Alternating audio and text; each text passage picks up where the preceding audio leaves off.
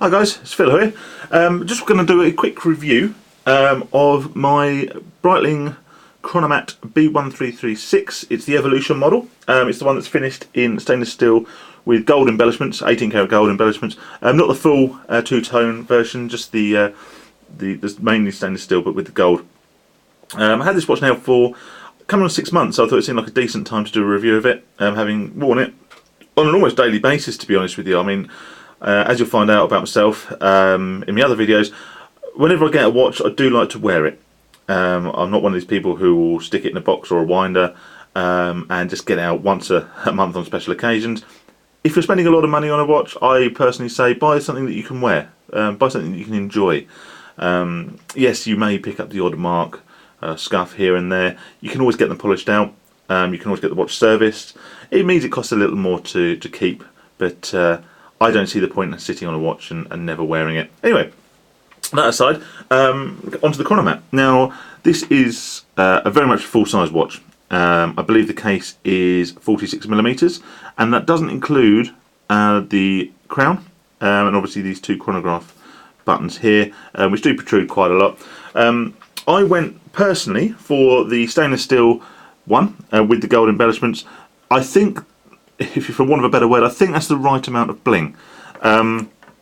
What you notice with a lot of Breitlings, Chronomats included, and a lot of the other sort of full-size Breitling models, there are an awful lot of either aftermarket modified or very highly specified blinged up models. You get ones with the diamond bezels, you get the ones with the the all gold-plated straps, that sort of thing, which I think can look a little bit over the top. This, it's got a little bit of show about it, like I say, with these sort of stunning gold crowns here, and with the gold embellishments on the face, without, I think, being too distasteful, too leery, too in your face. But that's what I love about watches. It's a matter of opinion. Everyone looks for something different. Everyone wears their watch for a different reason. It might be to show off. It might be to make a statement. It may be as an accessory to your outfit. Some people, I've heard, actually wear watches to tell the time with, but I'm yet to have met one of these. Now, what's it like to live with? Well, the first thing I would say about the Chronomat, having owned a titanium aerospace, I'm sorry, lost for words there, and various Rolex and Omega models, it's a very, very heavy watch. It dwarfs the weight of the Rolex Submariner, the Omega Seamaster. It wouldn't surprise me. I would say add a 50% again, and you've got the approximate weight of this beast. It's not uncomfortable to wear, but you do notice you're wearing it. Like I say, I wear mine every day. Maybe for special occasions you notice it even more. But if you're wearing it every day, you do get used to it. But just to be aware, it is a heavy watch. It's also a very deep watch. You can see there the depth of the case, which does mean it protrudes a lot. It's not one for shrinking violets, to be honest, this one, because of the depth of it. If you're wearing a typical dress shirt or something like that, then the shirt cuff will always ride over the watch, so it does look like you're showing your watch off, which, let's face it, I think we all like to do a little bit. The real main and only issue I've had since I've had this watch actually comes off the back of that. Now, this is quite a common problem. I was speaking to a jeweller's here in Ipswich last week, because it was brought to my attention that one of the riders, which are these gold markers around the bezel here, you can see number 15 rider has come clean off. Now, these are held on by screws. They're held on by screws, and over time they'll wear it a little bit loose, but also they do catch on your shirt cuffs, on any loose bits of cotton on a jumper or a jacket, something like that. Apparently this is reasonably common, which does beg the question why they still make them in this way. I think maybe they've reviewed this on the new models, but it's not a cheap part to replace. Luckily, like I say, I found a sort of a specialist Breitling dealer in Ipswich here. I'll put the link in the description, who's quoted me, I think it's around £200 for the piece, which isn't too bad. Send it back to Breitling. They will insist on servicing the watch at the same time. You're looking probably at a total of sort of £600–700 for that sort of thing. So it's something worthwhile. And to any Chronomat owners out there, if you've just bought one or you're watching this video thinking of buying one, yes, I certainly recommend the watch, but do be careful with those riders, because apparently it's not unusual for them to come out. And mine never turned up, so I'm having to replace that. Now, Other things it's worthy of note, it's got the sort of standard deployment clasp, which is, you know, nice, simple, comfortable, but nothing special. It's got a solid back, not a skeleton back or anything like that. But as much as I like skeleton backs, they're quite nice for show. Does it matter in real life? Not really.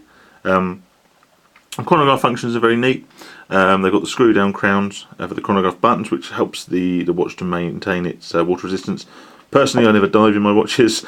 I generally take them off when I do the washing up, so I've not tested the water resistance. Being a chronograph, I'd again exercise a little bit of caution. Of course, Breitling watches are fantastically made, but you know, chronographs are more prone to leaking, obviously because of the extra sort of apertures the water can get into in the case. One thing I always find quite disappointing about chronographs, and this is probably a personal thing entirely, again, like I say, all these are just my opinions, is that the second hand, the main second hand, as you would expect on a typical watch, is static when the chronograph's not in action. Instead, this secondary dial down here acts as your second hand. I don't know why, I don't really like that design. I would much prefer to have a standard functioning second hand. I think more for the look than anything else, but yeah, that's semantics, to be honest. The charge on it, the automatic mechanism is superb. I went away recently to a holiday park. Didn't want to be wearing the watch all the time because we were going on rides and swimming and all that sort of thing, and I wore my Seamaster instead.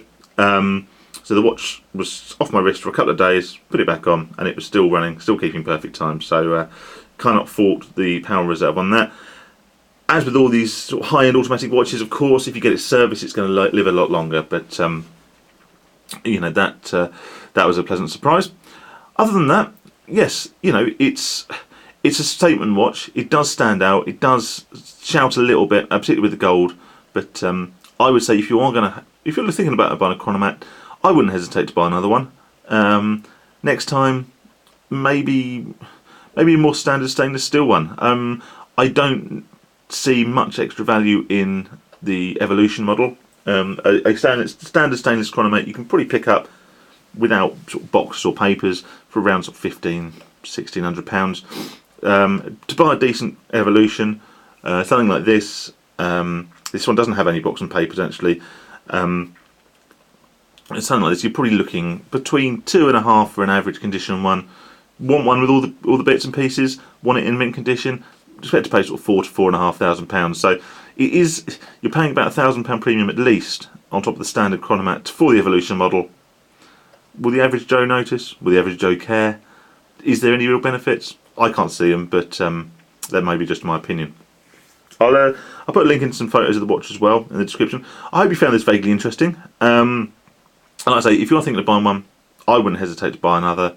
But just be careful of the writers, and maybe have a look at the different models. Try a few on. Some of them are a bit garish, as is quite often the way with Breitlings. People spec them up, and you end up with diamonds and far too much gold, in my opinion. But yeah, I'd wholly recommend the Evolution, but just be careful of the model you pick. All right, thanks for watching. Take care.